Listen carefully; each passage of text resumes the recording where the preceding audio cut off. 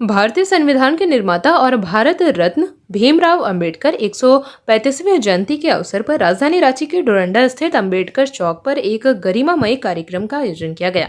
इस मौके पर मुख्यमंत्री हेमंत सोरेन ने बाबा साहेब की प्रतिमा पर माल्यार्पण कर उन्हें भावपूर्ण श्रद्धांजलि अर्पित की। कार्यक्रम के दौरान मुख्यमंत्री हेमंत सोरेन ने अपने संबोधन में बाबा साहेब के योगदान को याद करते हुए कहा कि उन्होंने देश को एक मजबूत और समावेशी संविधान दिया जो हर वर्ग के अधिकारों की रक्षा करता है। उन्होंने कहा कि राज्य सरकार बाबा साहेब के बताए रास्ते पर चलते हुए सामाजिक न्याय और विकास के लिए लगातार कार्य कर रही है। वहीं राज्यसभा सांसद महुआ मांझी ने भी कार्यक्रम को संबोधित करते हुए लोगों से बाबा साहेब के आदर्शों पर चलने की अपील की। उन्होंने कहा कि डॉक्टर अंबेडकर के विचार आज भी समाज को दिशा देने का काम करते हैं और उनके सिद्धांतों को अपनाकर ही एक समता मूलक समाज का निर्माण संभव है। इस दौरान कार्यक्रम स्थल पर मौजूद लोगों ने भी बाबा साहेब को श्रद्धांजलि अर्पित की और उनके बताए रास्ते पर चलने का संकल्प लिया।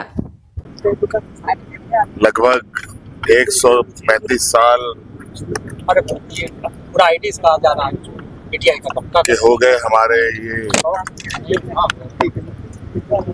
देश के लोकतांत्रिक व्यवस्था को, और कहीं ना कहीं बाबा भीमराव अंबेडकर जी का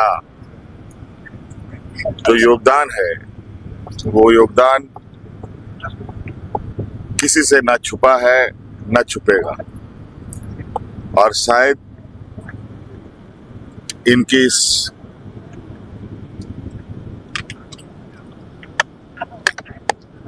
संविधान की रचना को पूरा दुनिया सलाम करता है। हमें बाबा भीमराव अंबेडकर जैसे सपूत हमें मिले और इससे पूरा देश को गर्व और पूरे देश का नाम ऊंचा हुआ। हम सदैव के इस योगदान को पूरा भारतवासी जब तक देश दुनिया की महिलाओं को इसी प्रेरणा से 33% आरक्षण महिलाओं को दे रहे। आज बाबा साहब अम्बेडकर की प्रेरणा से प्रधानमंत्री कहते हैं ना अंत्योदय एकात्म मानव का दर्शन जहाँ पंडित दीनदयाल उपाध्याय, वहीं दूसरी ओर बाबा साहब अम्बेडकर की उस प्रेरणा को प्रधानमंत्री जी गांव गांव टोला टोला पहुंचा रहे हैं। आज 135वीं जयंती पर शुभ अवसर पर हमारी तरफ से कि उनकी प्रेरणा से देश इसी तरह अग्रसर करता है।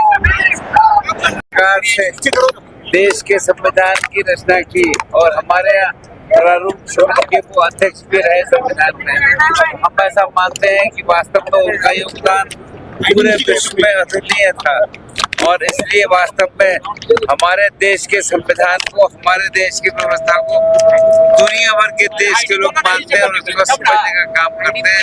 तो निश्चित रूप से बाबा साहब एक हमारे लिए स्मरणीय है और निरंतर हम उनको याद करें आवश्यक है।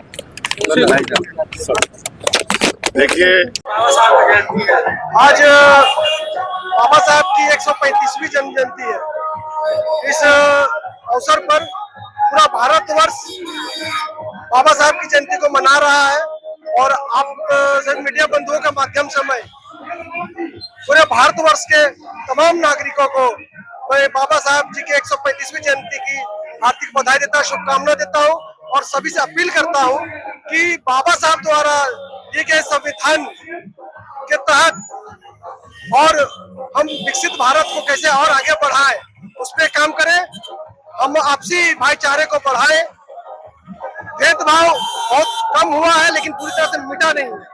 तो मेरा सबसे यही आह्वान रहेगा कि सभी समाज के लोग एक मंच पे आके एक साथ आगे बढ़े, एक दूसरे का हाथ पकड़ के आगे बढ़े और बाबा साहब के सपनों को साकार करके बाबा साहब के भारत को हम लोग सबके सामने पेश करें।